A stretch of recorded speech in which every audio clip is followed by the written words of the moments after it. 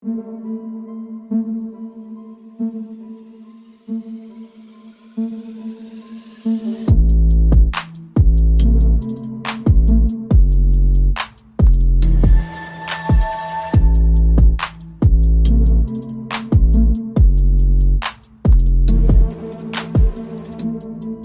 and welcome to the 9th edition of the Next Man Up podcast. My name is Logan and I just wanted to record an episode really quick just to go over and talk about, this crazy offseason that we're having in the NBA.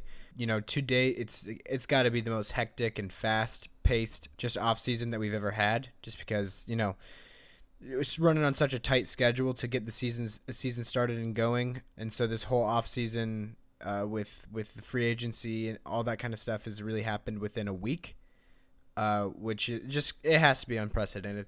So I just wanted to cover all the moves and stuff that have happened. It seems like there's just a lot of stuff that's gone down, a lot of mixing and switching around with players and teams that changes the outlook of the league at least a little bit. And I just kind of wanted to go over some of the moves, basically all the moves, and talk about what I like about them for each team and what I don't like.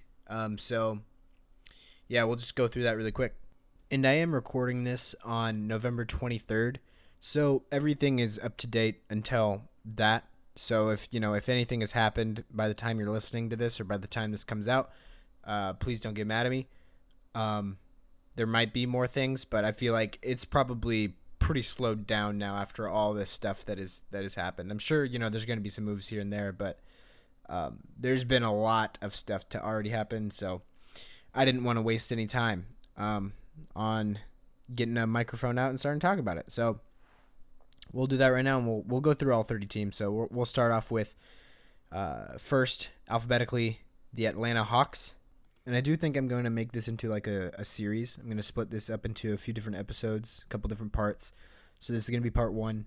I think I'm only going to go through the first 7 teams in this episode. And so, that's going to be the Atlanta Hawks, Boston Celtics, Brooklyn Nets, Charlotte Hornets, Chicago Bulls, Cleveland Cavaliers, and the Dallas Mavericks. And then the next team will be the Denver Nuggets, which is, my team. I'm going to be spending a lot of time on that. I have big opinions about what, this offseason, what it means for them. So that'll be the top of the next episode in part 2. Enjoy part 1, and we're going to start off with the Atlanta Hawks. So I think Atlanta has, they've definitely had a really active offseason thus far. A lot of people really like it. Our good friend Jacob would go so far as to say they're now a 4 seed in the East. That's where he sees them going with the talent they've acquired now. I definitely wouldn't go that far. I know that there's a lot of people that do consider them like a playoff lock in the East. I don't know if I'd even go that far either. I would say if I made a list, of my top 8 teams in the East, I'd probably end up putting Atlanta in it. Yeah, for sure. But it's still, I just don't know how much I believe in this roster just in terms of fit. They've kind of got a hodgepodge of players at this point. They've got way more talent than they did last season. But their problem last season really wasn't the amount of talent they had. It was the fit, and it was the amount of defensive ability that they had, which they do have a bit more now. But I guess we'll get into how I feel about that. So initially, with the draft, they drafted Onyeka Okongwu out of USC with the 6th overall pick, and I like Onyeka Okongwu in the sense that you're adding defensive versatility, a guy that can switch around and play really solid defense on lots of different kinds of players, but offensively, he doesn't really fit in, I think, with the roster they have right now, just because they do have some other rim runners to pair along with Trae Young, with John Collins and Clint Capella. They also have Bruno Fernando, but he can stretch the floor a little bit. They also have Scala Bissiere, if I'm not mistaken, as well. So I guess we'll see what happens with them.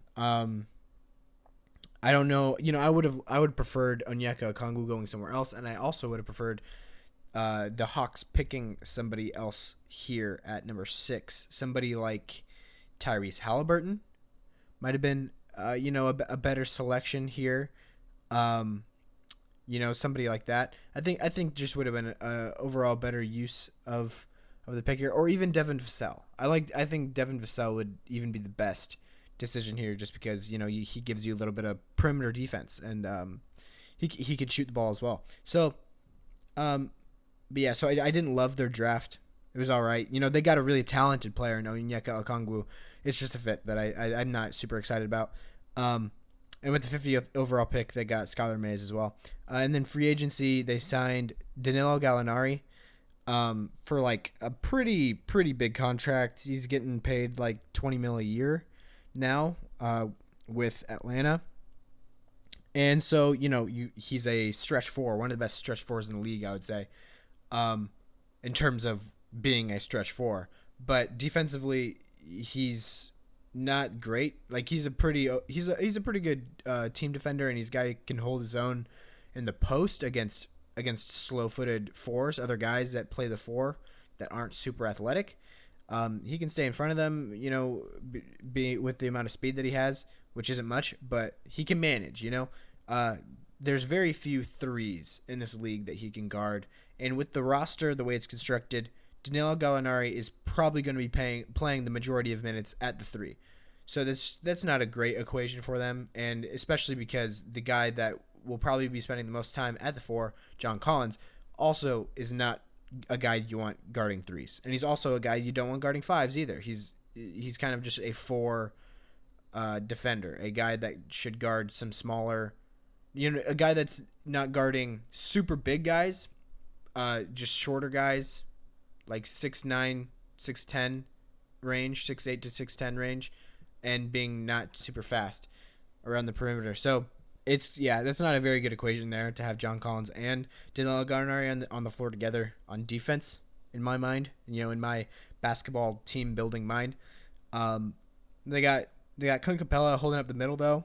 He's got solid rim protection. He's a good defender. But are you if you're just relying on Clint Capella to swat away every basket at the hoop, that's probably not the best defensive game plan. But what I did like though is they added Chris Dunn in free agency as well to be one of those guys that can guard the perimeter. But with some of the other moves they made with signing Bogdan Bogdanovic, that's kind of digging into those Chris Dunn and Trae Young minutes that you'd get with them both on the floor together, which kind of defeats the purpose of signing Chris Dunn in my mind. Chris Dunn is still probably going to get some valuable minutes, coming in there and guarding stuff when they need him to, along with DeAndre Hunter as well, trying to, become a more reliable defender on the perimeter.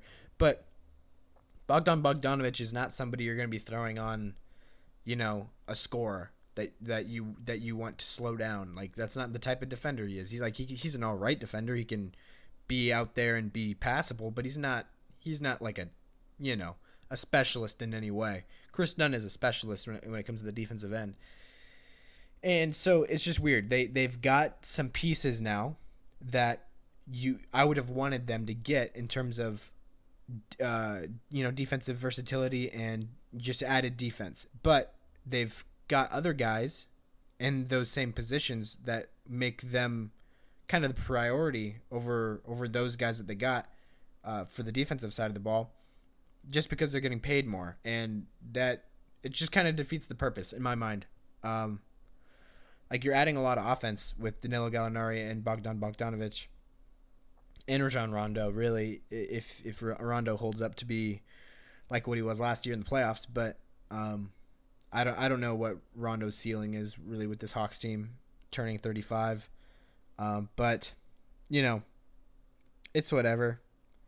I'm not in love with this Hawks team. Things they lost was Dwayne Dedmon via trade to the Pistons. They lost Jeff Teague to Boston in free agency, DeAndre Bembry to Toronto in free agency, and Damian Jones, Scalabissiere, which I falsely mentioned before of him still being on the roster, but apparently he's not. Vince Carter retired, which, respect.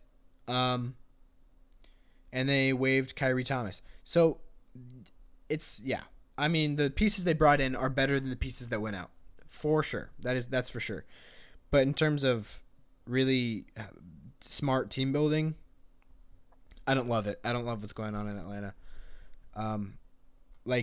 These guys are going to be having to take smaller roles than what they're accustomed to, and these are guys that I like, in Bogdanovich and Gallo and Chris Dunn. So, and I like Onyeka Okongwu, which I don't think this is a great situation for him to come into. It's not ideal, at least, but it's not like awful. It's not like he's being drafted to the Pistons or the Knicks this year, which is good, but not ideal. I also like what the Hawks have done with adding Chris Dunn, just because of Chris Dunn and Trae Young's history of kind of having a little bit of a rivalry in a way. Just at least from that one game, I think it was last season, maybe even 2 years ago now, when Chris Dunn was, he was guarding Trae Young the whole game. Trae Young had a pretty good game, but Chris Dunn was, doing stuff to deter that the best he could. And I think they were both kind of getting under each other's skin. They had like an altercation where I believe somebody threw a ball at another person, I think, or no, I think he was just taunting Chris Dunn when he had turned around and walked away. Trae Young was, and he got a technical. And yeah, I think there's a physical altercation as well between the two of them. I don't really know. Maybe just look up, some Chris Dunn and Trae Young history. But I just think it's funny now that they're on the same team together. They'll be sharing a backcourt. But yeah, that's just a fun situation. They'll probably put their past behind them and try to win basketball games, because that is something that Atlanta desperately needs to do. So with the Hawks, they're definitely better. They've made some offseason moves to get them in a more winning situation. But in terms of developing their young core and also moving in the smart, team building fit direction that I would want them to go in, they didn't really do that. So I give them like a meh for this offseason, but like a good meh. There's going to be some other teams in here that are going to have a much worse meh than this team. So yeah, that's my assessment of the Atlanta Hawks. Now moving on to the Boston Celtics. I will be spending quite a bit of time on Boston like I did Atlanta, just because these are two teams I feel like there's a lot to talk about with. Other teams I will be kind of skimming over just because there's not a whole lot to talk about. But, I'll just talk as I see fit, I guess. So thank you for listening. But with Boston, though, their draft, I didn't love it. Neither did my friend Jacob, who is a Boston Celtics fan. But the things they did was they drafted Aaron Nesmith out of Vanderbilt with the 14th pick, who is one of the best shooters in the draft. But he doesn't provide much on the defensive end of the floor or really anything else in terms of basketball skills. I would say I don't know really anything anything else about him that he's good at other than shooting. And I know that he lacks some lateral quickness to be a good defender on the perimeter. So, and he's like 6'6". He doesn't have a super big build, so he's not going to be guarding too many people efficiently in the post either. So, yeah, this is really just a shooting type of pick. Probably a guy that can bring in their second unit that can just knock down some threes, which I don't hate for them, but I think there were better options with the 14th pick, better directions they could have gone, like Precious Achiuwa, who was on the board. I think even Isaiah Stewart would have been a better pick here, even though that's a little high for him as well. And honestly, if you're going the Aaron Nesmith direction, I would have preferred Desmond Bane. I like, positionally very similar, but I think, Desmond Bane he possesses much better, defensive qualities for sure than Aaron Nesmith. Nesmith is probably the better shooter, but Desmond Bane is still one of the at least better shooters in this draft. He's not going to hurt you in that regard at all, at least. So, I think Desmond Bane would have been a better pick here if I was Danny Ainge, but, I'm not. So, Aaron Nesmith, not a terrible pick, though. And then Peyton Pritchard at the 26th overall pick, which I also didn't think was a terrible pick, but Jacob really doesn't like this pick. He doesn't want... He doesn't see anything special about Peyton Pritchard over other point guards that were available, which I kind of agree with, but I do get the appeal with Peyton Pritchard being the Pac-12 Player of the Year, being a guy that might be able to come in and you just plug him in and might be able to do some stuff in a second unit pretty well. So him basically replacing Brad Wanamaker, who they lost in free agency, is going to be I think somewhat enticing at least. I don't hate it. And they also got Yam Madar out of Israel with the 47th pick, who is also a point guard, or, around the same size. So if Peyton Pritchard doesn't work out, maybe Madar will. So I guess who knows. And then in free agency, they added Tristan Thompson, which I love for them. He's not like the best option that I wanted to see the Celtics do this offseason. Like, I would have preferred a Christian Wood signing, or Serge Ibaka, or maybe even Aaron Baines coming home, or something like that. But Tristan Thompson was definitely in the list of guys that I liked for them. So just because he can be big for you, be a defensive rebounder, and energizer type of guy down there at the block. So Tristan Thompson will definitely be playing some meaningful minutes with the Celtics, probably closing games. So I do like that for them. I think that's an upgrade there, having now Tristan Thompson and Daniel Tice as your center depth chart, really the guys that are going to be seeing the most meaningful minutes, and still having Robert Williams behind them there, who has some pop. So we'll see what happens there. But what I really like also was Jeff Teague being signed, who I think replaces the thing I was just saying just above here with Peyton Pritchard and Yam Madar. Jeff Teague is going to be the backup point guard on this team, I'm guessing. And I really like that. Having Jeff Teague as a backup point guard, I think, is good value. So, yeah. And then they also re-signed Taco Fall to a 2-way contract, which, all of Boston loves. So that's cool. They traded away Vincent Poirier to OKC and Enes Kanter to the Portland Trail Blazers. And they also lost Gordon Hayward to Charlotte in free agency, and Brad Wanamaker to the Warriors in free agency.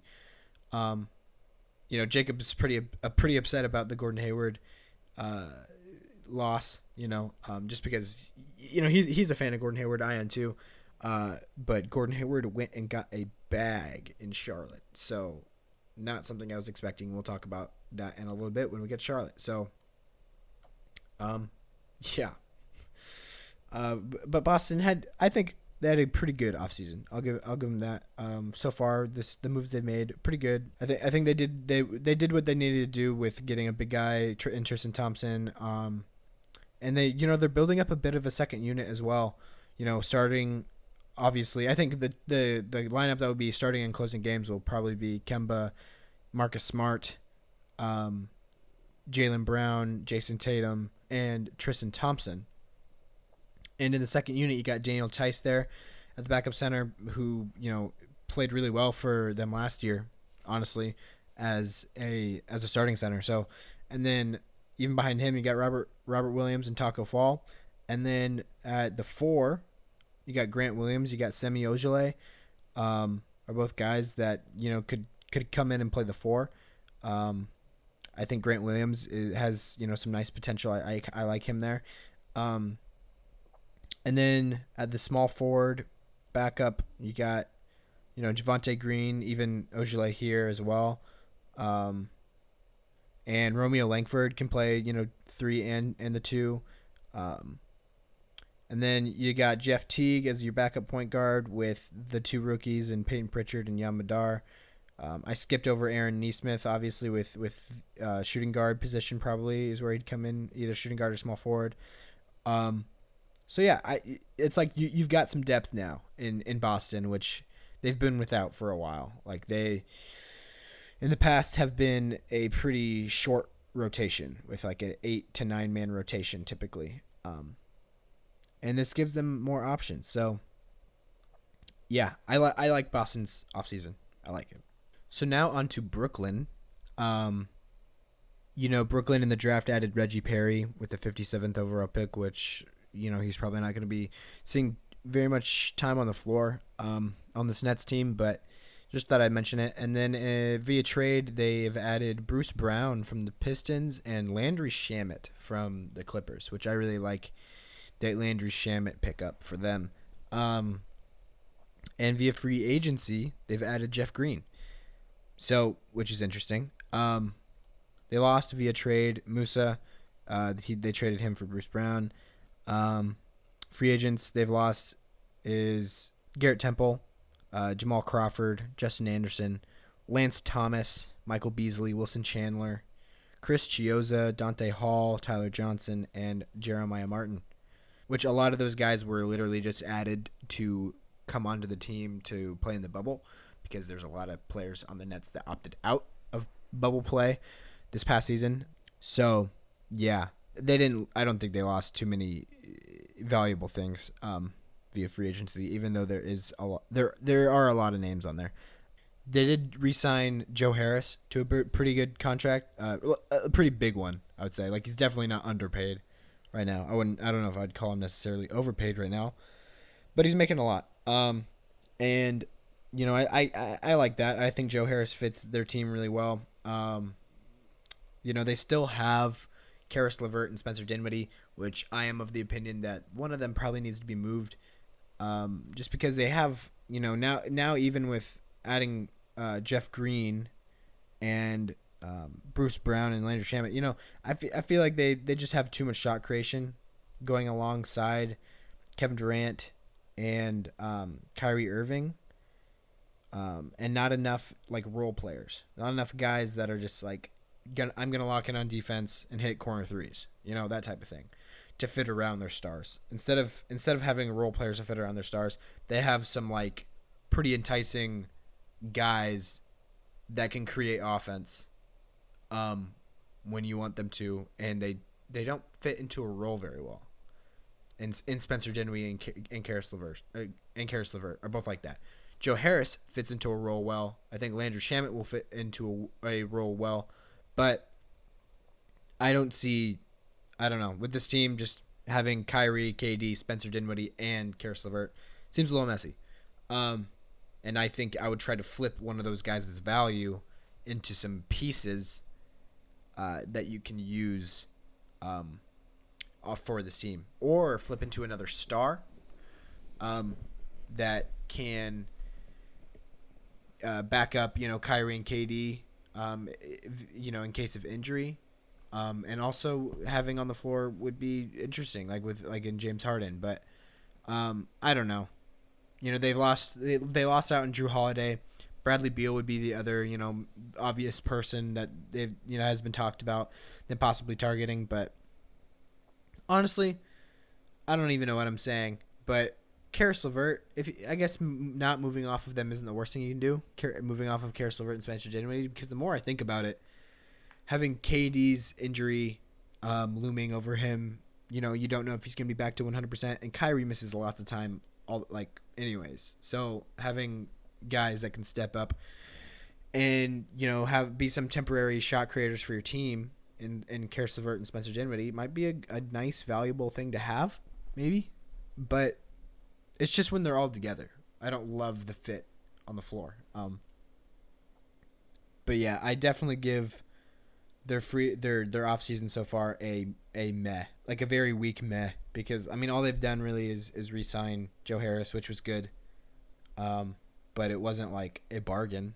So yeah, I haven't loved Brooklyn's offseason, but not bad, not terrible. Now on to Charlotte, the Charlotte Hornets. You know, they obviously drafted LaMelo Ball 3rd overall. In the draft, they got Vernon Carey Jr. out of Duke with the 32nd pick. They got some other guys in the draft, but those are really the main two. Then they added Gordon Hayward via free agency, which was a very, very, very fat contract that I was not expecting to happen. Both me and Jacob were talking about this, and you know, I figured when I saw him decline that $34 million player option with Boston, my initial thought was like, you know, he's probably just declining that money because next year's free agent class is so stacked that he doesn't think he'll be able to get near the amount next offseason in free agency than he will this season. But still, and it's, you know, I was like, but still, is it worth turning down $34 million? Because at that time I thought he's never going to see that money again. I doubt that, as much as I like Gordon Hayward, I didn't think he was going to see that money again. I thought what Gordon Hayward would be looking at this offseason, in terms of what he'd signed for in free agency, was something more along the lines of like the 10 to 15 range, like at maximum, 10 to 15 mil a year. Like I was thinking like more accurately like 11 to 13 area was where you'd see him just based off of his production the past couple seasons, what kind of player you think he is right now. That's just what I thought would happen. And and also on top of that, his injury concerns that he still has. Obviously a very unfortunate occurrence of him destroying his ankle a couple years ago, one of the worst injuries we've ever seen on an NBA court.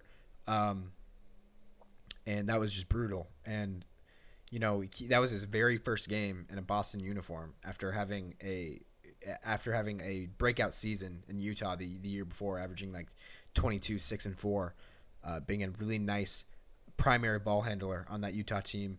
And he was really going over to Boston to really see his role flourish as a on a winning team where you have Kyrie Irving as the primary ball handler and him kind of playing off of that, being more of the secondary ball handling option that can really play and fit into that role very nicely, and elevate a team in a way that that was just a great basketball fit at the time. It was like you got Kyrie, you got Gordon Hayward playing off of him, you got Al Horford doing Al Horford things, very special player at the time, and you got the two young bucks in Jaylen Brown and Jason Tatum, and everybody thought that's going to be a nice team.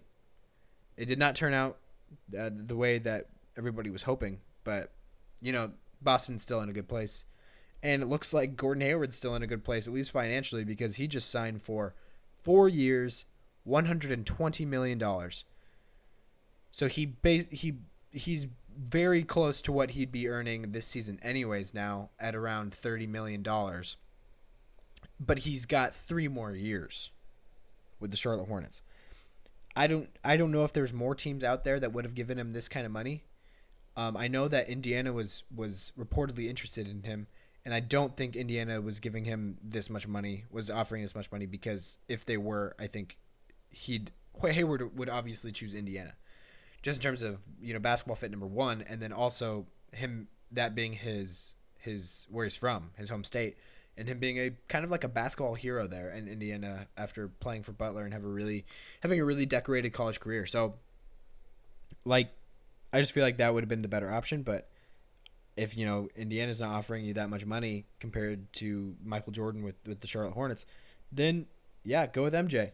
Not a bad idea. They might win some games in this Eastern Conference, but I don't think they're going to be a playoff team. Like at best case scenario, they're the 8 seed in this Eastern Conference when it's all said and done.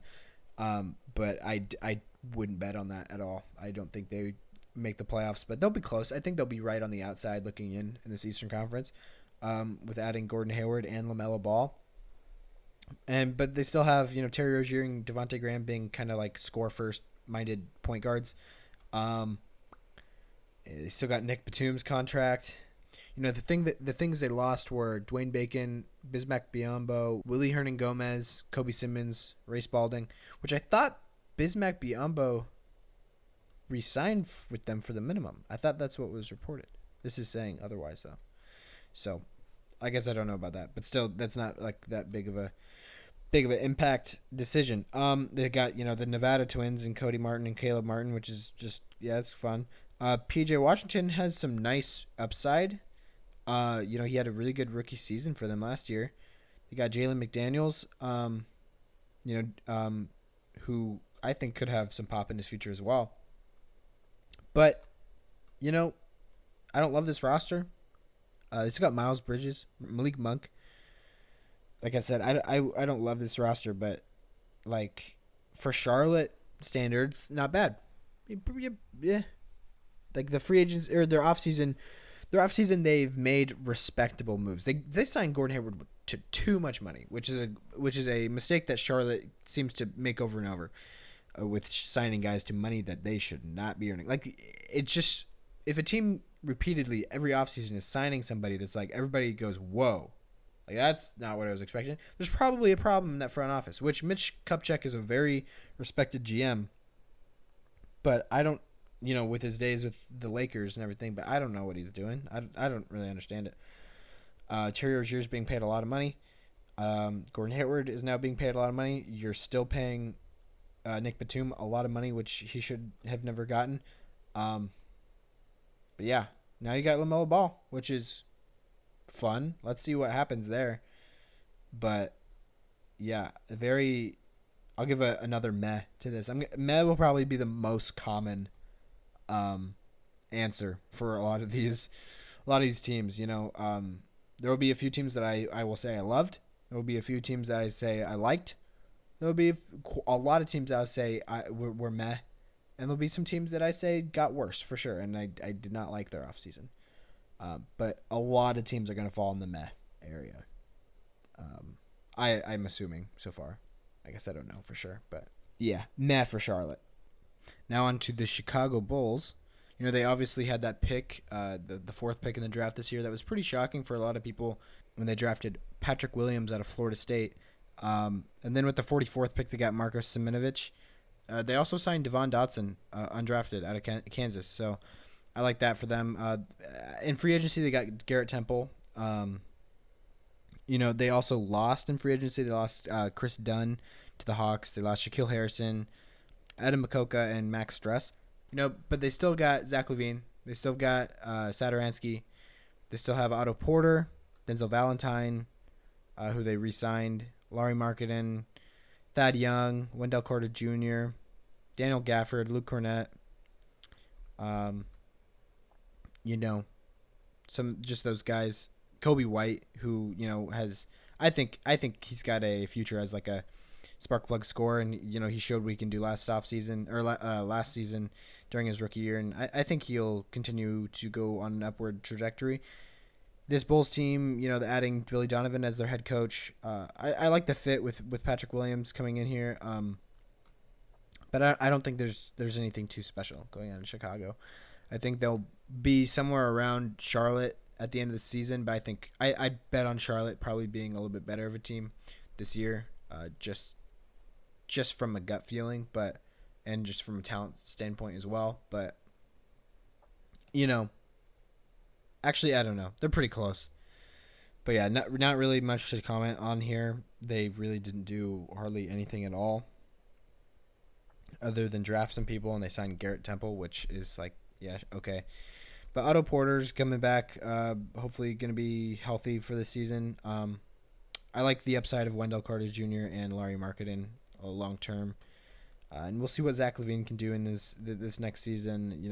I think he's a pretty, in my mind, a pretty like good stats, bad team type of player, but he's definitely super talented, and we'll see if his scoring and his shot creation can turn into some wins for Chicago. But yeah, it's definitely like a meh, just because there's like very little to go off of. Like it's a very there's different meanings for a lot of my mehs in this, but yeah, another meh for Chicago. Now on to the Cavs, which I already know is going to be another meh. Like they drafted Isaac Okoro, which I do like. If I was running the Cavs, that is who I would have taken in the draft at 5 was Isaac Okoro. He fits in exactly where your team, needs players in that forward role, the wing role. And, he's one of the best defenders in this draft, probably the best wing defender in this draft. So overall, yeah, I think that's just a good pick. And then they traded for JaVale McGee for some reason, and Matthew Dellavedova they re-signed. And they also traded for Damian Dotson. So from the Knicks, and I don't love any of those, especially the JaVale McGee one, like, because this team just has a lot of centers, and I don't see anything special happening with most of these guys. A lot of these guys are not going to be getting playing time, or as much as they should. They've got, just in terms of centers, they have Andre Drummond, they have Kevin Love, they have JaVale McGee now, they have Larry Nance Jr., they have Jordan Bell, and they have Ante Zizic. So they've got a lot of centers, and they don't need that many. and a lot of those guys are deserving of minutes. Like they're pretty good players. I like Kevin Love. I want him to be on a better team than he is right now. So I hurt for him, but hopefully he gets traded or moved in some kind of way. Before the postseason. And then, in your backcourt, you still got Colin Sexton and Darius Garland. Dante Exum's there. That's somebody that I haven't really given up on yet. At the wing position, though, you got Kevin Porter Jr., Jetty Osman. Now you got Isaac Okoro. Dylan Windler is also there. But, I think that, Cleveland is going to be in a similar spot that they were last year, down there at the bottom of the East. So, I'd give them another meh. But, it's a better meh than most of the teams so far. I'll give them a good. I liked it. I liked their offseason. In terms of Cavs, like they haven't done a whole lot of things. They lost Tristan Thompson in free agency, which is not something you need to be worried about because that just is another guy. They lost Ante Zizic too, so I lied about him being on the roster, but and apparently they lost Jordan Bell to the Lakers. I guess I was wrong with the first guys I was reading because I'm looking at the roster at the same time I'm looking at their moves, so I didn't see that part. But in terms of centers though, they still have Kevin Love, JaVale McGee, Andre Drummond, Larry Nance Jr., which is like a weird mix of guys, but But yeah, after reading that though, I do like that better. Not a bad offseason. Pretty good for the Cavs. Now on to the Dallas Mavericks, which before we even get into it, I'm gonna let you know that I really liked the offseason so far for the Dallas Mavericks. I loved their draft. They took 3 guys at the 18th pick, 31st pick, and 36th pick. All those guys are guys that I liked going to the Nuggets. At some point or another. Like I would have liked those guys for my team. And they got all of them, and I really like them for the Mavericks as well. So, at the 18th pick, they got Josh Green out of Arizona, which is a guy that I was hoping would have been available for the Nuggets realistically at 22.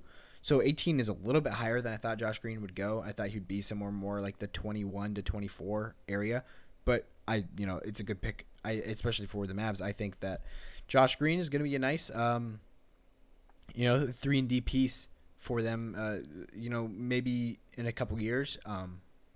I think he'll play limited minutes on this roster right now, but he provides them with good depth though, that's for sure. And then you got Tyrell Terry with the 31st pick, which I thought was a complete steal, one of the biggest steals of the draft. Tyrell Terry, I think offensively at least, is like the next Seth Curry. He is a super great shooter with some ball handling and playmaking skills as well, which actually is a part of Seth Curry's game that isn't that good, but I think Tyrell Terry does have shades of that is very good. The only difference between the two of them is Seth Curry is a pretty solid defender. Tyrell Terry needs some work on that end. But Tyrell Terry just provides you with a lot of range coming in to knock down threes and being a ball handling option. I think is going to be a really nice piece for this Mavericks team, and I like the idea that he's really young as well, so could develop into something as well beyond that. And then Tyler Bay was the 36th pick for them out of Colorado, and he's like a small ball 5 probably realistically in the NBA, but he could play some 4 as well. Being a nice solid defender, has a very very broad build. And he's got some bounce to him as well. So, he can be a bit of a lob threat beyond, the other stuff that he does well. And then he has a projectable jump shot. It's not one that's very solid at the moment, but it's a shot that you could turn into something, that he could be knocking down stuff from the corner and possibly above the break wide open. Somebody that you might need to show some respect to on that front. So I like that pick for them as well. And then on draft night, they traded away Seth Curry in return for Josh Richardson, which I love for both teams. I'll get to the Philly part later in their turn. But with Josh Richardson, he's a guy that's going to be a nice wing defender for them, and that, he can knock down threes when you need him to.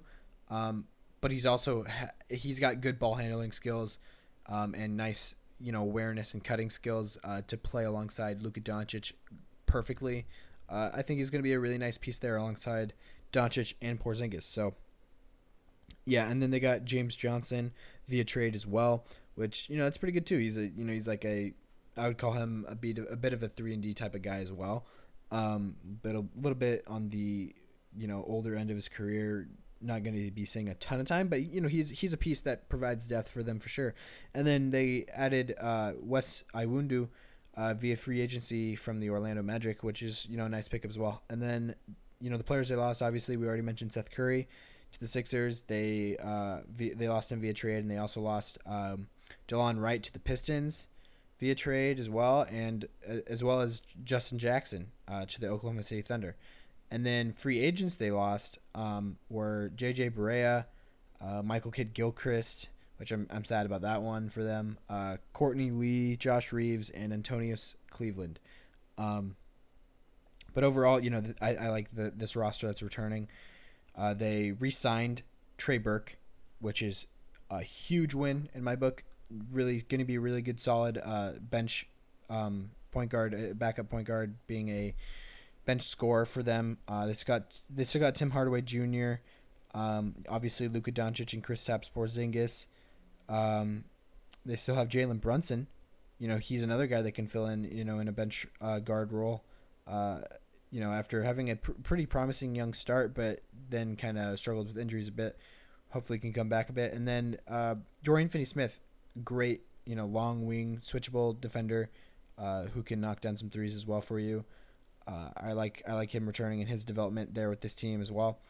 Dwight Powell coming back from injury. I don't know how healthy, how good he's going to be, because he was like a rim running 3-point shooter, pick and pop and pick and roll type of athlete at that center position, but he tore his Achilles, which is definitely going to affect his explosiveness and his jumping ability. So we'll see what happens with him, but hopefully he can get back to a pretty good role with this team. And then they got Maxi Kleber, a nice 3-and-D center for them. A smart player. I like Maxi Kleber for them.